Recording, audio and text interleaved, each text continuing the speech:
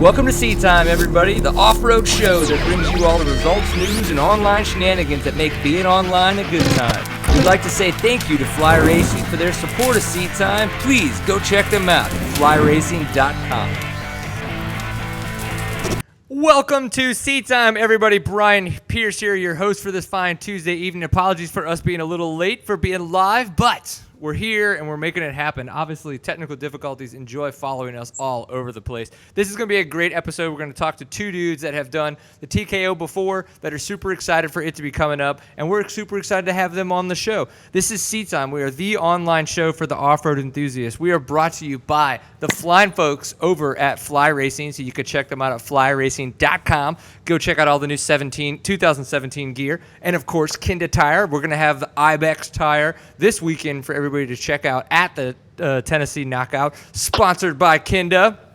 And then, of course, SRT Off-Road, srtoffroad.com. Those guys are going to be all over TKO as well. Half their team's going to be there. I think they've got like 40 dudes on the team, and like 18 of them will be at the TKO. It looked like Craig Thompson is actually on my row, so I'm going to have some shit to prove if that's the case. It's going to be horrible to rub elbows with one of our sponsors, but let's just say I'm going to win. Inside corner, you know, I'm just rubbing elbows and making it happen. Of course, you can find us all over the internet. If you don't want to find us on YouTube, you can find us on iTunes and Stitcher. If you want to do audio only, we do have a chat room, which I'm going to bring up now because I forgot. tlk.io/seattime. If you want to jump in there and ask some questions that then I can send over to our guests. And of course, there is a chance for you to help support Seat Time as we get close to the Tennessee Knockout this coming weekend. So what you want to do is you want to go to Sellfy, so LESELLFY.com, and search for the TKO Enduro. There's 15 minutes of raw footage there for you to get your moto boner on with for $1.99. So go get that, share it with your friends, try to send us $2 for it, and hopefully that is something you guys would like to do to support Seat Time. Hunter, what is going on, dude? Holy crap. What's up? You're just hanging out in your room with your little fan workout-y thing in the background? Nah, this ain't my room. This is the room that no one uses, so I use it to do these awesome interviews. That sounds like you're getting better at this because you're already talking more than you ever did the first 2 times you came on the show. Yeah, right? Is that a Tomac jersey I see in the background? Oh, yeah. And being that it's... And then there's the long hiding back there. It's time. He's shy, you know. Yeah, I hear that. So you got... That's one of the newer Tomac then, right? Where he's green. So, I mean, he's on the Kawasaki team at that point, huh? Yeah. My mom knows his dad, and she was like, oh, I got to get Hunter a jersey. And she said that because I texted her like 5 times. Get me a jersey. So she got me a jersey. There it is. And that connection would also be the same connection with your mother knowing Mr. Todd Slavic, right? The BMX bicycle connection? Yeah. That is so weird that your mother was such a badass on a bicycle. I'm not surprised. She's pretty cool. That's where you get it from, right?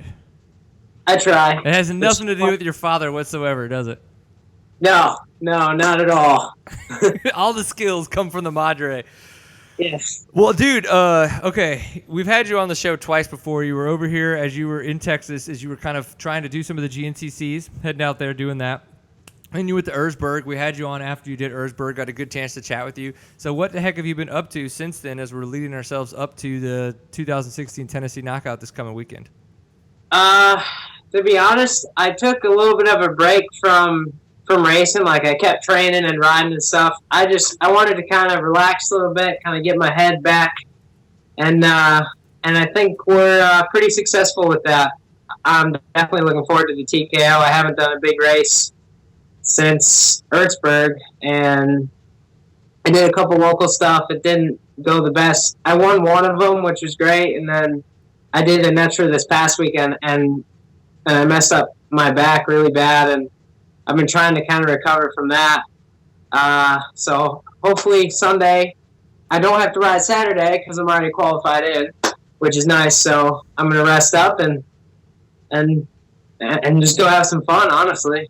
Yeah, so you won. You said you won a Netra race, but this past weekend you had issues, or vice versa? I won a PSTR short course race. Okay. It was just a it's a smaller series around here. And then I went to the Netra this weekend, and my bike was all out of whack. I have no idea how it happened, but the suspension was like full stiff, and I didn't touch it, and my dad says he didn't touch it, so I don't know what happened there. But I was riding it for like an hour and 15 minutes or so, and I hit a rock weird, and the shock, it really didn't work, and it just jarred my back the wrong way, and I was just done right there. Like, it totally went out. Like, I couldn't move Sunday night at all. So now I can move a little bit thanks to those salt baths. Yeah, like Epsom salt. Yeah. Those really do wonders. It's kind of crazy that those work as awesome as they do to help the body kind of just, who knows what it is? Science, definitely science. But what part of your back? Was it a lower back thing? And typically those kind of jarring things like that seem to always be that lower part of the spine because, right up there in the coccyx. Yeah. Oh, man. Yeah. Yeah, because I broke my back there 4 years ago. Oh, okay. And I've been kind of dealing with it, and it was kind of like wasn't too bad, but man, when I hit that, dude, it just all came back. I was done right there. Just end of my day. I'm packing up. Yeah, man, that sucks to hear. I strangely, so in case I look extremely refreshed right now and maybe just a tad bit tired, I was actually getting a massage literally up until we had to start packing up for the show, but for the same reasons, minus the riding part. So I think 2 or 3 weeks ago, we've been working on a strength cycle at CrossFit, and one of the things is we do a lot of deadlifts on Friday morning, and so this strength cycle, 2 weeks ago Friday, was just some really heavy, 90% of your 1 rep max lifts. And then last week was a couple at 95% because we're trying to build back up to where we're about to be for our trying to get a new PR for another 1 rep max. And man, I don't know, I either been drinking too much and not riding enough or what or something. But yeah, I think that just got way too overworked, kind of hitting those heavier weights. So it just kind of got really funky. So I got a massage tonight, just trying to get limbered up. I always have issues with the pump and everything like that. So, they were working on my forearms and my shoulders because of the surgery, and then the lower back specifically. So have you ever gotten a massage? That might be a good thing to try. No, I mean, I go to a chiropractor every now and then, but that's about it. I can't afford massages, man. I'm cheap. I don't want to hear this. It's all right. I'll just have my mom give me one. She does sometimes, which is quite nice. You just told the internet that your mother gives you massages. Yeah, of course. I don't care. She's my mom. I'm not ashamed. How old are you now? I'm 19. 19? 19 and wild. Technically legal. That's fun for everybody, I think. I think the world needs to watch out. Yeah. So how upset are you that Graham Jarvis isn't going to be competing, but he's actually going to be there? He's going to be there, but he's not racing? That's what the PR said, because he's going to be there because he's doing his little school afterwards.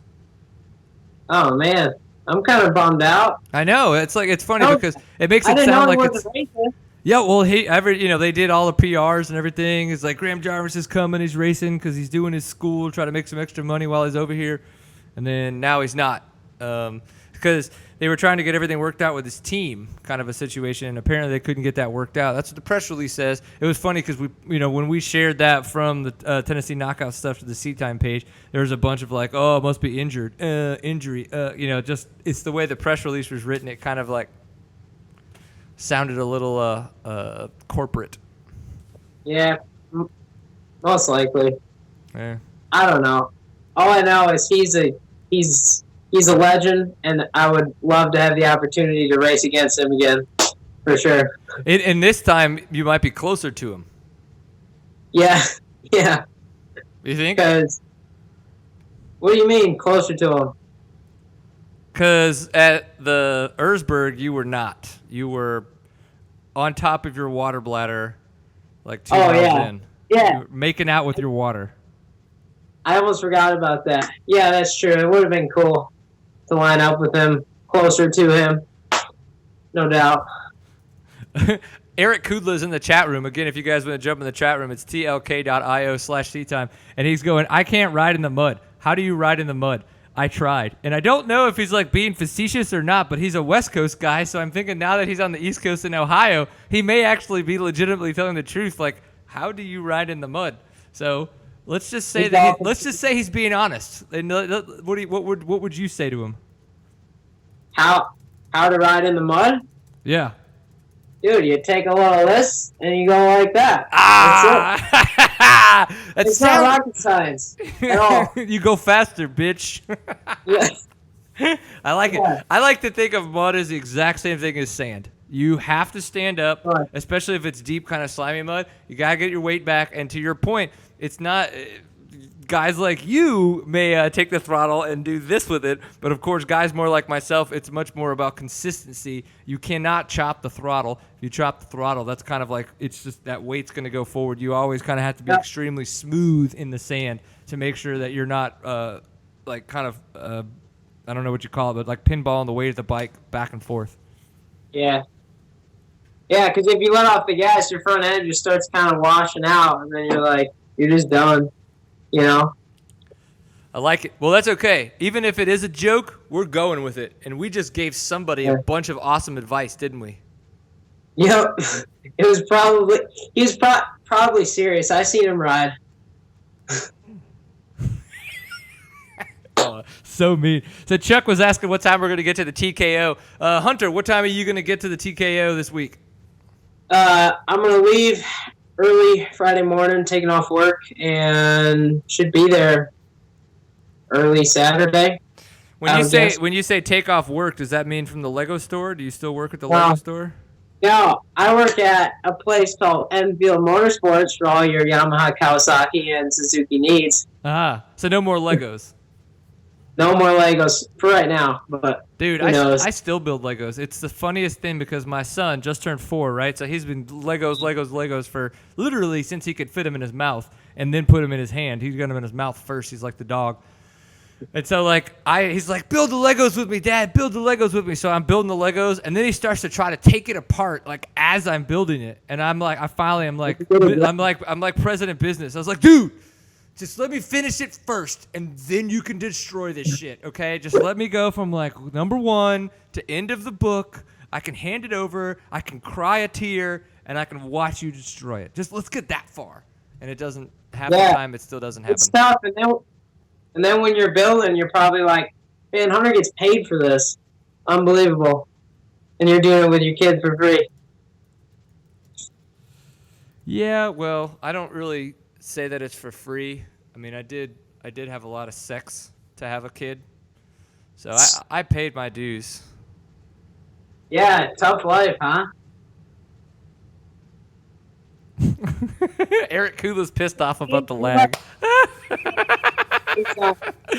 Huh? He's pissed off about the lag because there's like about a 20-second lag, just with streaming live, YouTube, all that kinds of stuff. So he's saying stuff in the chat room as he's watching the show, right? But you and I are live. We're like 0 lag, bro.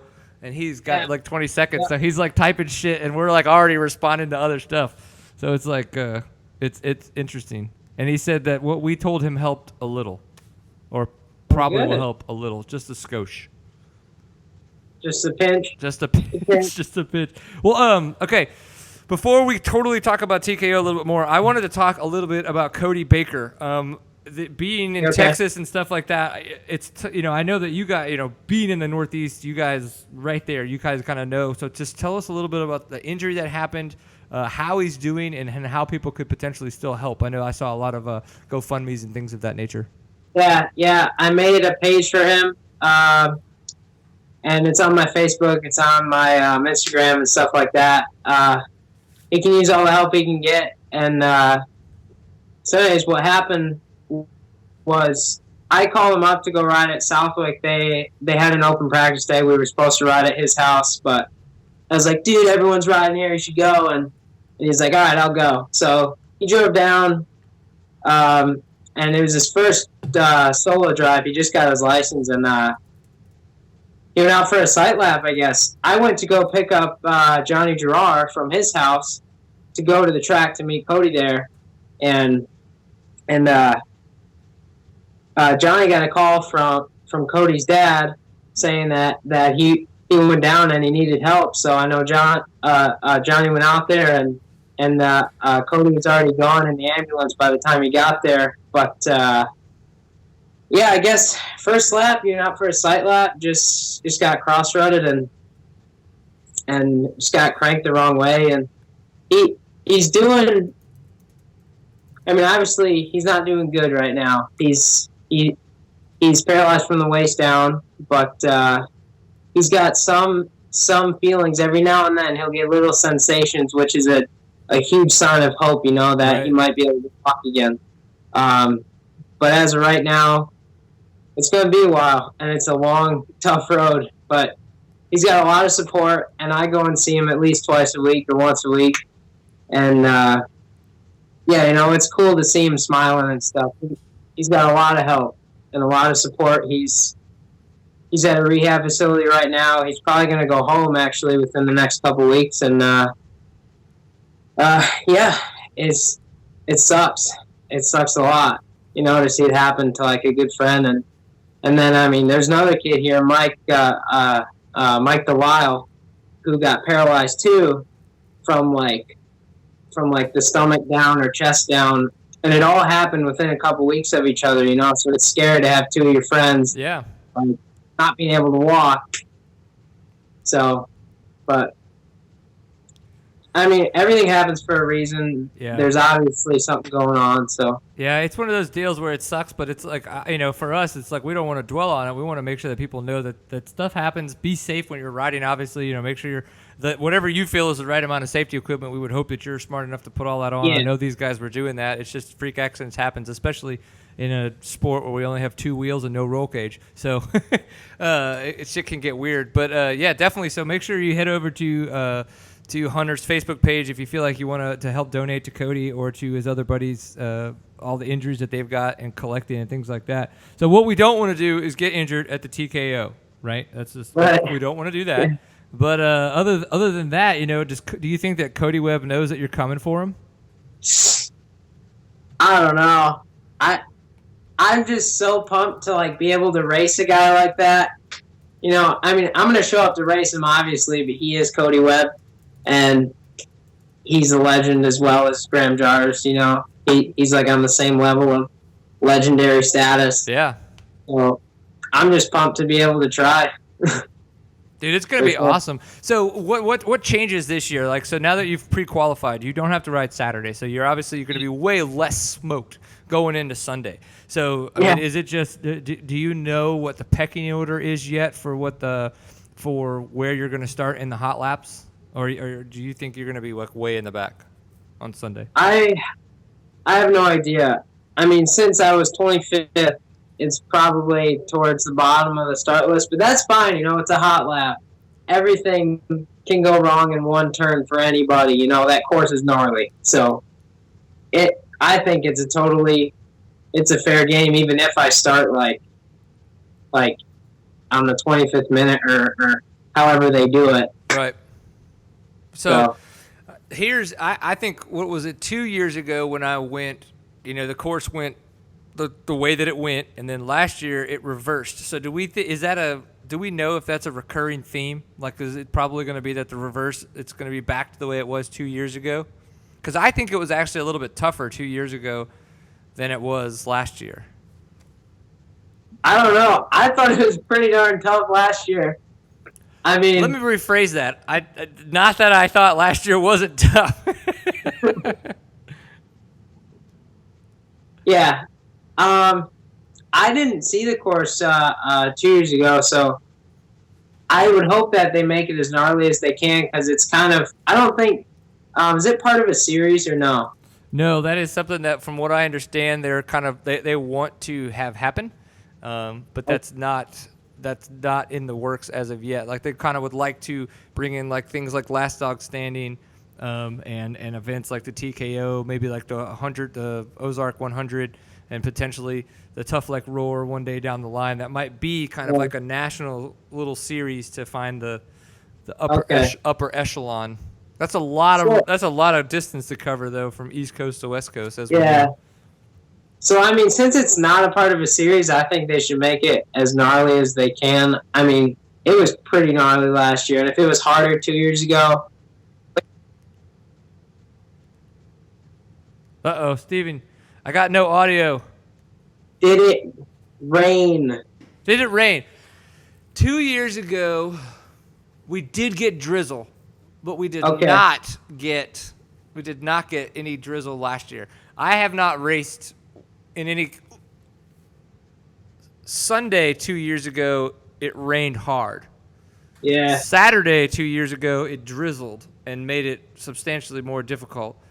But the rocks sweat in the woods, so it really doesn't matter. It's just one of those things. It's just so stinking humid in the woods that it's just crazy. So. Yeah, I know. My dad said that there's like an 80% chance of rain on Sunday. Oh shit. So, well, I mean, I think the more rain, the better. In all honesty, because I like it when it's just as gnarly as you can get it. So, bring it on. The more, the merrier. Let's see here, Chattanooga, Tennessee, because that's close enough. You know what I'm saying? Yep. 5 day. Chattanooga, Honda. Looks like so balls. Fuck. So Saturday, when I will be on a motorcycle in the woods at the Trials Training Center, it'll be a high of 89 and a low of 72 with a 60% chance of rain. On Sunday, which will be when you're in the woods, it'll be a high of 90, not too bad, low of 72, and still 60% chance of rain. So we really need to pay attention and see how this is going to go, because it could be bad. You'll be fine. You live in Texas. It's like 110 every day. I'm fine with the heat. But the thing is that on Monday, it's 40%. So if we get a little bit of luck and whatever this kind of comes through a little early, then there'll be less of a chance for rain. Now, if it's just the opposite, well, then we're probably going to be riding in the rain. That's all right. We won't melt. Tell Hunter to make sure he brings spare parts this year. Who's that, Mark Weeks? No, that was Chuck. Chuck? All right. I'll bring spare parts. At least a side cover. Yeah, no more JB Weld, hopefully. Well, fingers crossed anyway, right? Yeah, we'll see. So the only thing is I emailed Eric Pernard and Sean Finley to try to ask like what may have potentially changed, and they didn't say anything about any kind of any new crazy features or anything like that, which kind of sucks. Like this is I've loved watching, and I get it, it's Red Bull money, but I've loved watching the evolution of some of the cool features that get built at some of these other events. And having been a mountain bike guy for so long and having done a lot of like trail building myself, like it's not all that difficult to build a lot of that stuff. So it's kind of crazy to think that they can't go build some fun little wall ride or all that kinds of stuff. But apparently they did build a new bridge somewhere. Now, I don't know if that's code for wood, as in woodwork. Like we built a bridge. Like it's not really a bridge. It's just a hard-ass feature. But we shall see. So it sounds like we're probably going to be riding a lot of the same stuff, which Saturday, it's tough. It's not easy, but it's nowhere near, at least for us anyway, as gnarly as it is for you guys on Sunday, especially like the waterfall and things of that nature. Yeah, no, definitely the Saturday race is a lot of fun. Like it flows a lot more than Sunday, obviously. Yeah, that's actually a good point. Okay, so when you guys go out for your first like really long, like 12, 13, 14 mile loop on Sunday, how much did it differ from what you rode on Saturday? Oh, if I remember correctly, it was basically like we rode maybe a couple turns of the Saturday track, and the rest was all just like it looked like fresh cut, steep.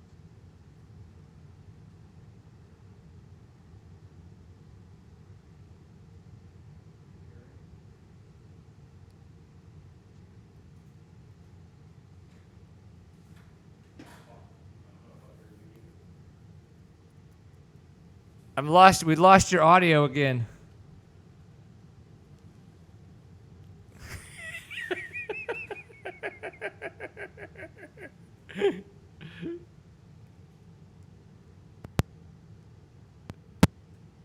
What are you doing? I heard that.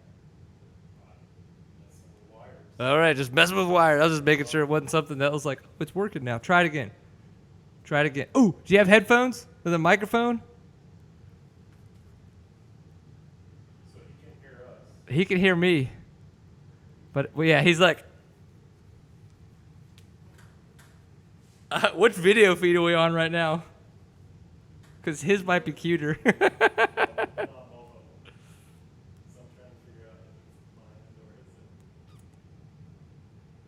YMCA.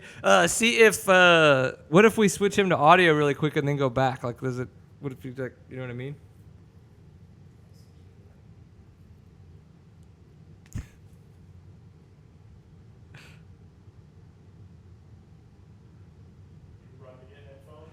Yeah, go for it. All right. So of course, while he goes and tries to do that, we'll see if we can do.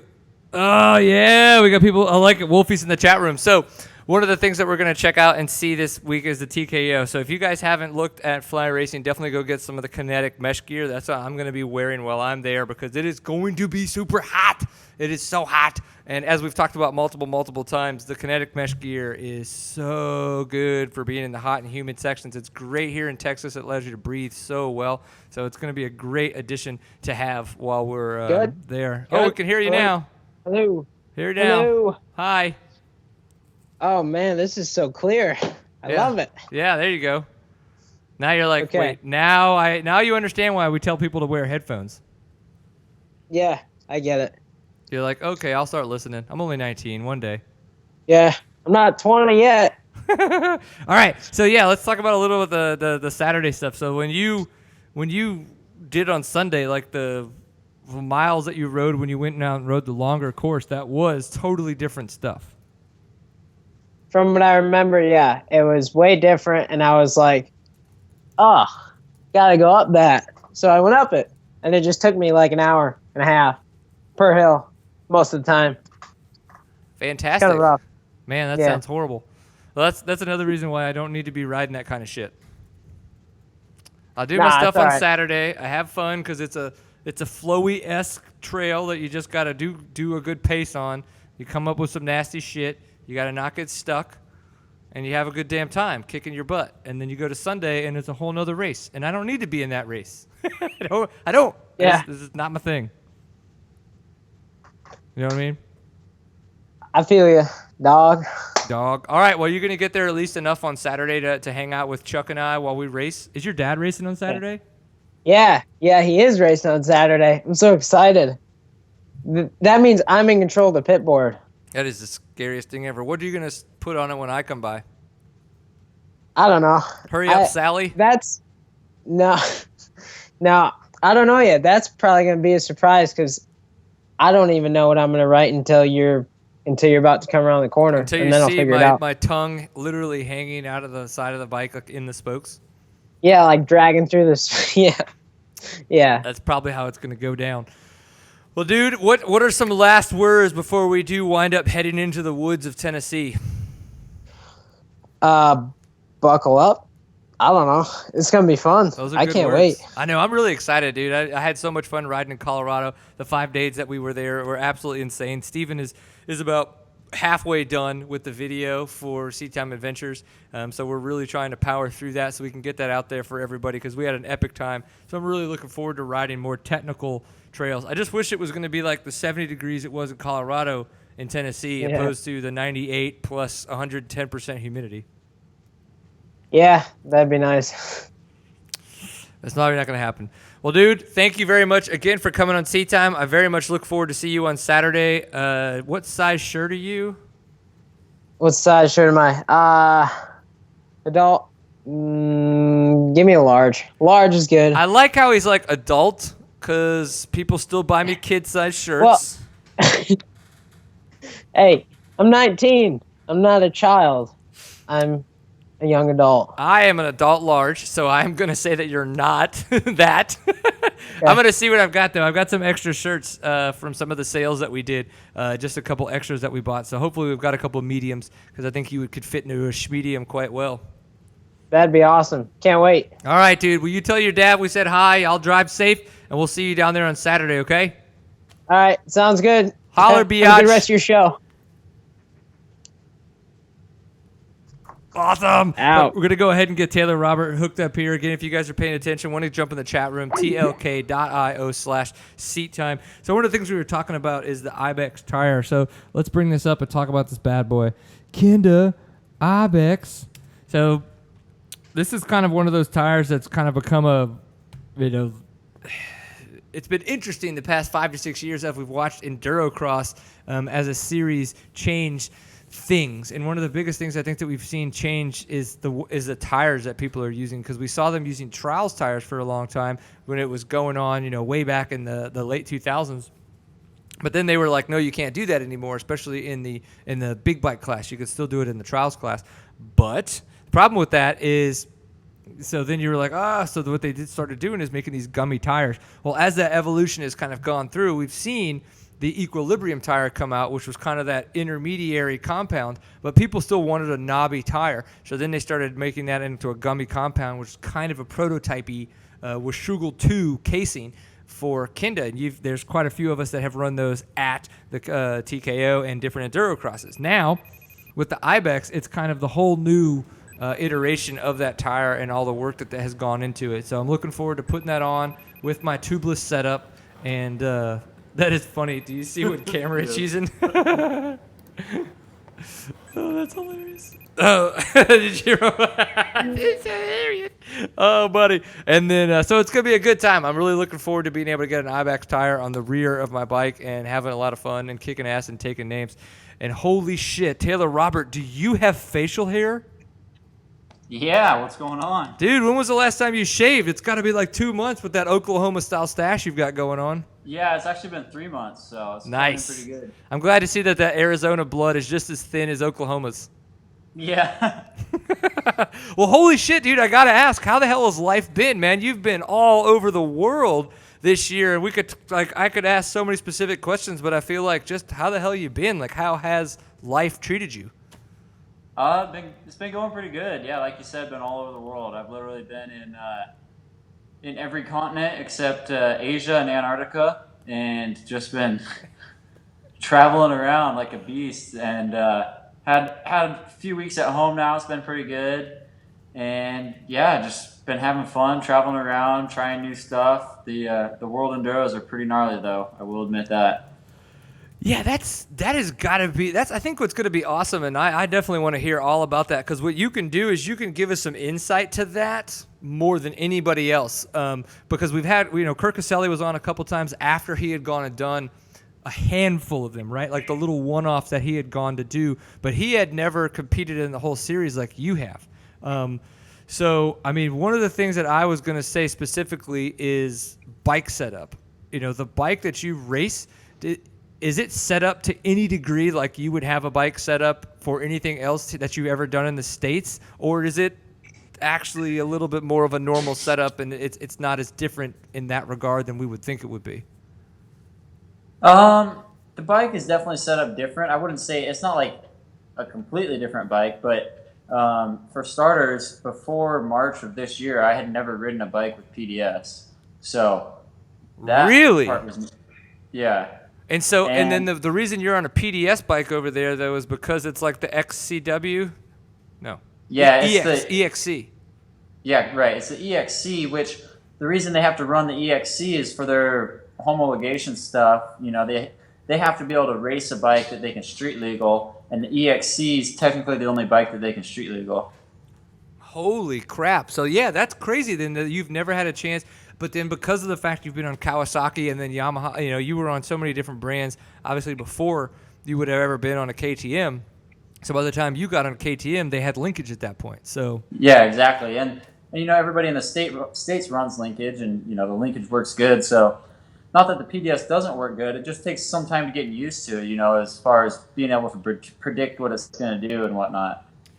Well, this is interesting then. So because you had never run a PDS and now you have, obviously over in different parts of the globe, have you noticed any less chance of it hooking up on stuff? Because that was one of the things that people were I guess you could say, very vocal about when KTM did come out with their linkage, is that how steep it was and how good of a chance it had for kind of stopping power. And I don't know, maybe you've noticed that it didn't do that now that you're back on a PDS. Yeah, I mean, it definitely, like, it gets on the ground quick. The only thing that I noticed that I don't really like about it is that when you bottom out, because there's no linkage, it has nowhere to go. So it really kind of throws you side to side if you bottom out. Whereas the linkage, there's a lot more moving parts there and a lot more areas for the energy to transfer through. So it kind of, I feel like it stays more up and down, where when you bottom the PDS out, even if you're coming into a turn on braking bumps, it'll just kind of get a little loose on you, and you gotta take her for a ride. Interesting. And is that because of the fact that the PDS seems to be a lot more linear, where, as you mentioned, with the dog bone linkage and everything, you can get a much more progressive feel out of your rear suspension?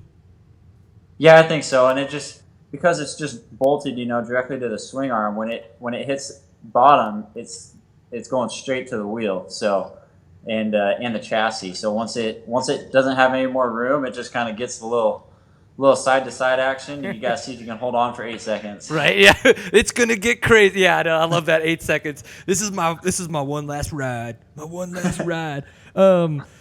Well, so that was one of the things that I was wondering about, was bike setup and things of that nature. And it's crazy. I didn't even think about PDS on the fact that you guys are riding those EXCs over there.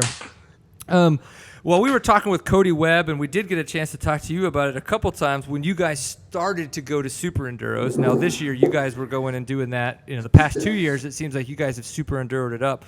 But now that you've been doing that on top of the World Enduros, or the Enduro GPs, I guess I should say, how has travel been treating you? I mean, have you figured out a schedule to kind of like make sure that you're there early enough to be there early enough, and then all that kind of stuff? Yeah, I mean, the Super Enduros are definitely gnarly because you pretty much show up on Friday, race on Saturday, and go home on Sunday.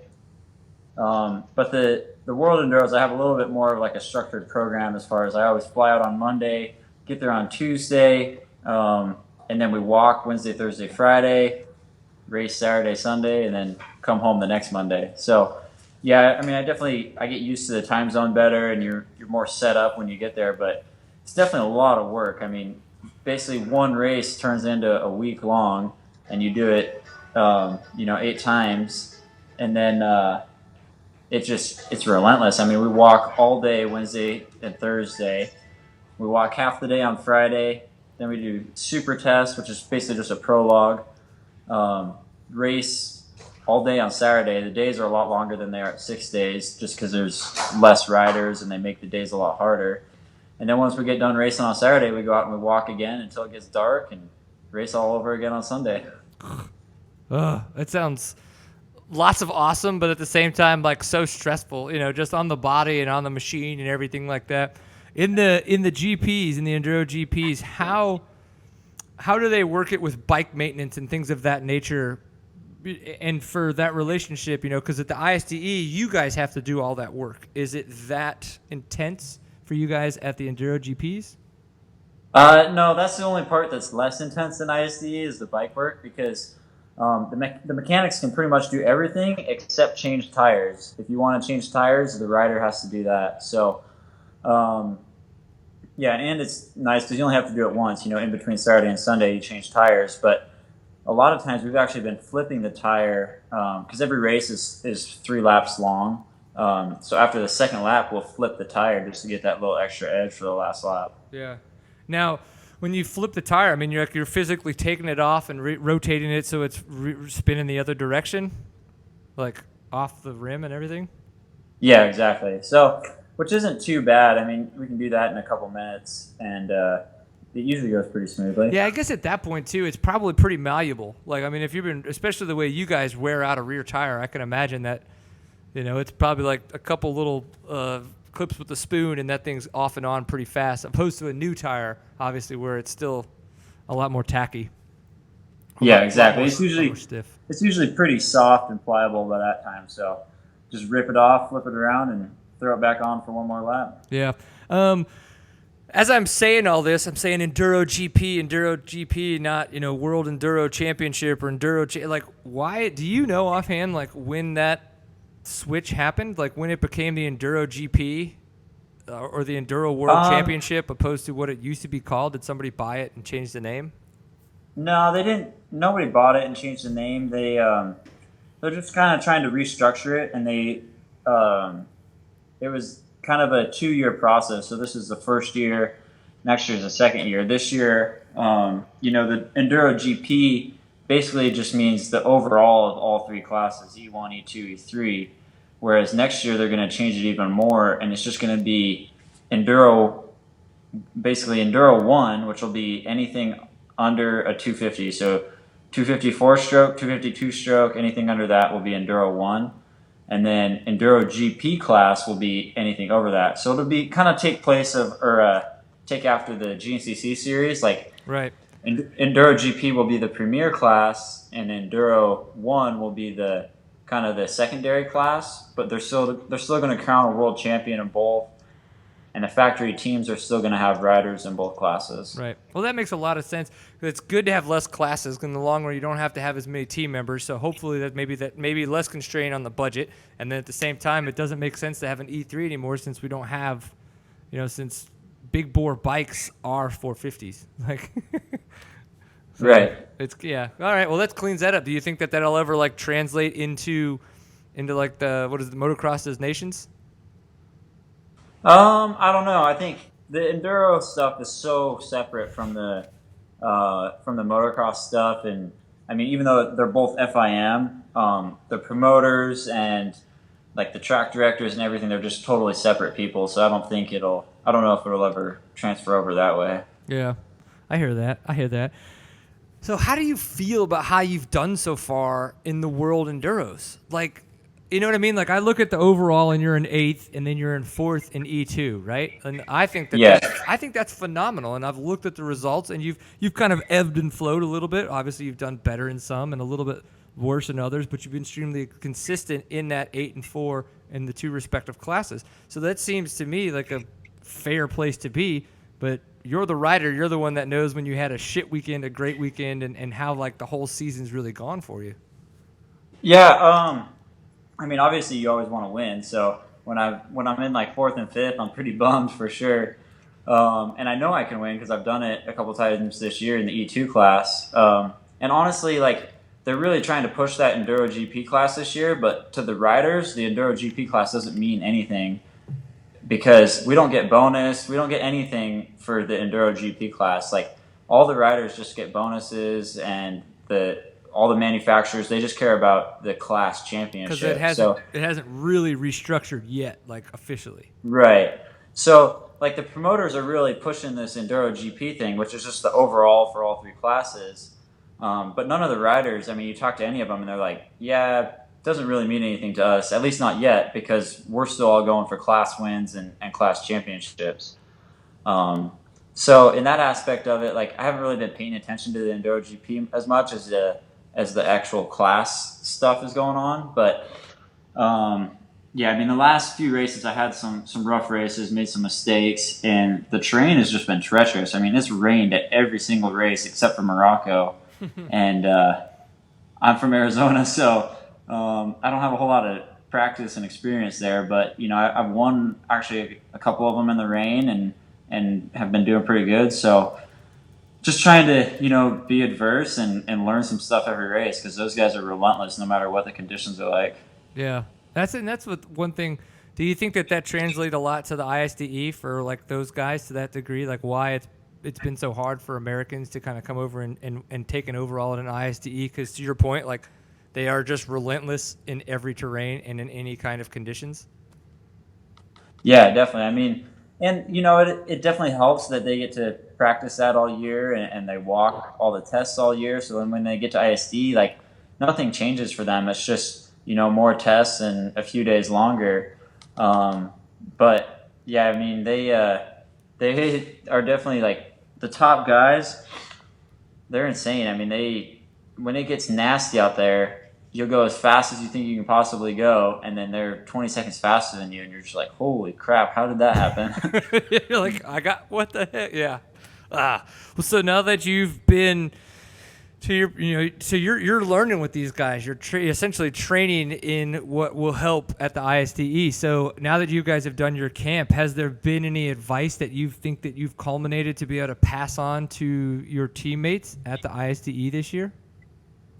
Yeah, definitely. I mean, we had all the riders out in Arizona, not necessarily at my house, but in northern Arizona, where we had a good spot to do some training, and we all kind of sat down, and I just kind of told them exactly what's been going on this year, and what I've learned, and what we can do better at the race. So I think coming into this year at 6 days, we'll be pretty strong. I'm kind of bummed that France isn't going to be there because they're always the guys that we're like battling against. Yes. So, yep.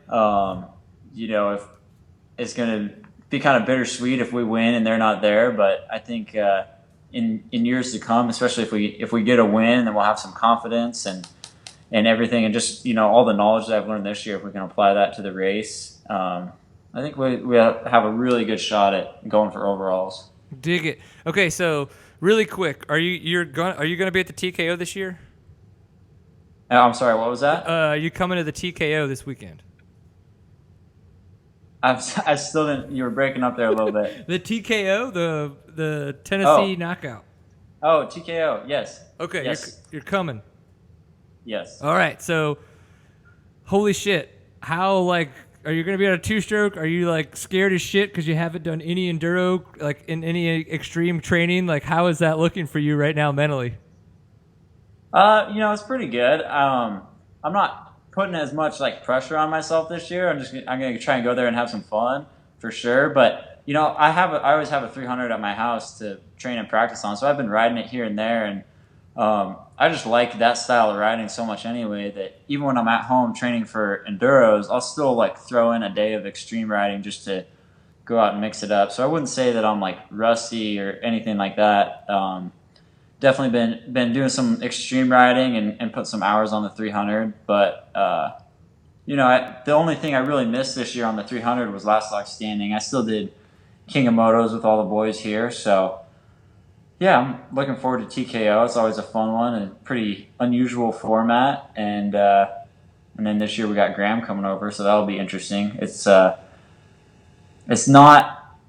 what I would consider a true extreme enduro where you just go out for 3 hours and kill yourself. Right. This is that final moto is the only one that really matters, and it's 30 minutes plus 2 laps, and it's basically a 35-minute really tough enduro cross race. So it's a little bit different style than most extreme enduros, but yeah, I'm excited to go out there and mix it up with all the U.S. boys and Graham.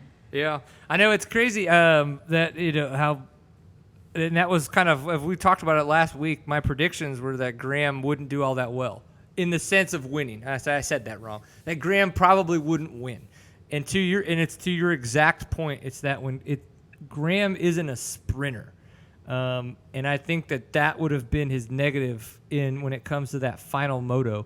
I think when you start taking things past 2-3 hours and he has a chance to just chug and not make mistakes and just continuously pull away from people those little half seconds at a time, that's when he just walks away from people. But it's because it's over such a long span of time. But when you have it much more condensed into like you said, 30 minutes plus 2 laps, I don't think that he has as much of a chance to excel. Right. But I hate to break your bubble that he is actually not competing now. Oh, he's not coming? No, he's coming. It got posted that the team thing, whatever it was to get some of his stuff over for the team, they posted it yesterday on the knockout page, and he's going to be in the States because he's still doing his little camp, but he's not competing now. And I was and so if you've been actually training and riding and haven't been on social media, then that's easy to miss kind of crap. Because when they were he's coming, it was everywhere.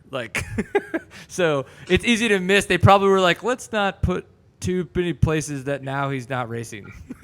Yeah. Okay. So, I know. Well, you just gained a new spot. You just gained another spot in the race. Yeah.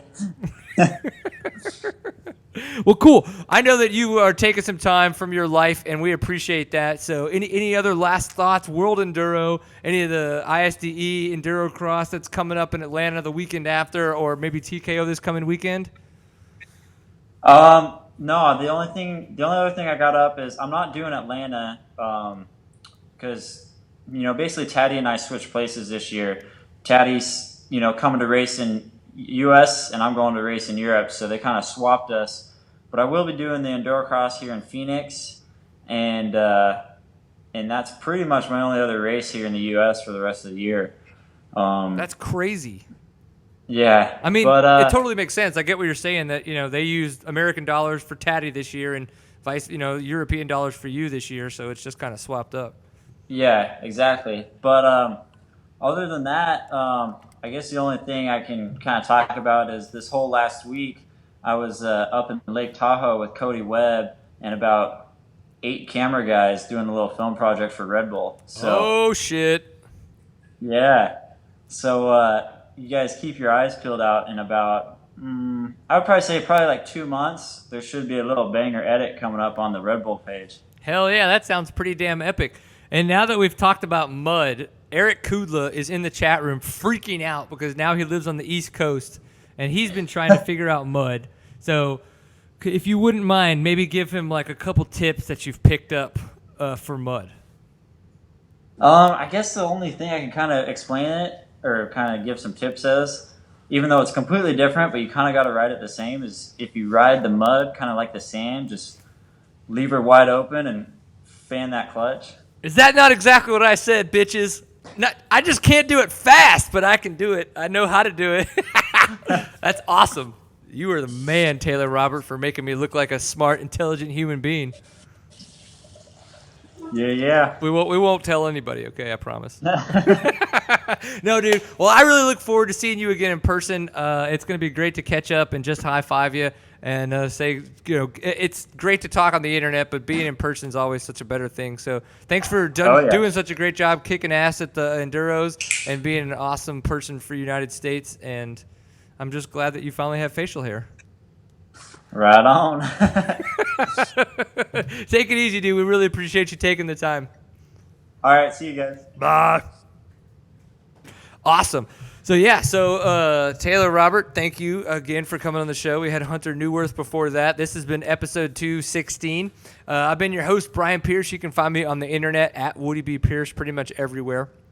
Of course, thanks to our sponsors, Fly Racing. You can find out more about those guys at flyracing.com, Kinda Tires, kindatire.com, and SRT Off-Road at srtoffroad.com. It's very easy for you guys to make sure you figure that out. All of that you can get as well from your local dealer. So that's a good place to start. And if not, go to yourfavorite.com and figure it out that way. If you're going to be at the event this weekend, please come stop by. Look for the Thor Outlaw. And Dad and I will be there camping, and I'll be there racing on Saturday. Would love to say hi to as many people as possible. Excuse me, I'll be videoing and doing a photo epic again on Sunday, so it'll be a great time to just catch a lot of action. We'll have a damn good time, and I'm going to race back so I can be at work on Monday morning, and we're going to see how that's going to go. I don't know. Let's see. Yep. Chat room. You're welcome, Eric Kudla. You're welcome. Thanks to everybody being in the chat room. We really appreciate it. I hope you guys had a great time watching all these guys talking about this stuff. And we'll be back live again next weekend, hopefully with the winner of the TKO. If it's Taylor Robert, well, we'll just have his ass back on anyway. Remember,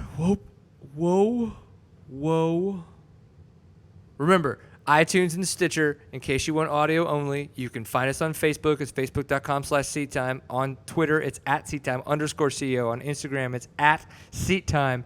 And remember to always enjoy a pint full of awesome.